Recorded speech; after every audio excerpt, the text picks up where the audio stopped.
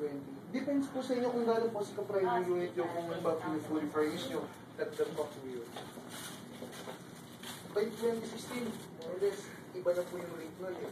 I'm the same rate niya. So, spec, mas mataas po yung rate niya. By, yes po. So, depende po sa rate.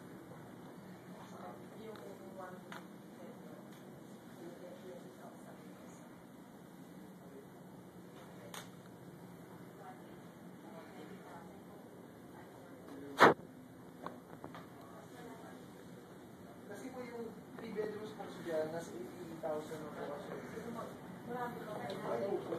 Nagkakaubusan po rin sa renta. Kasi po, for compliance po natin yung ganyan, dito po kasi, natin na this per month. That's why, magpapasin po na may mga nakapost po dyan. Kasi, this is tourist control kasi sa Quezon. So, yun po, ano ka compliance. Kasi nila yung umaga, kaya nakakal. Kasi kapag, tapos lahat ng Starbucks, may hirap ang compliance.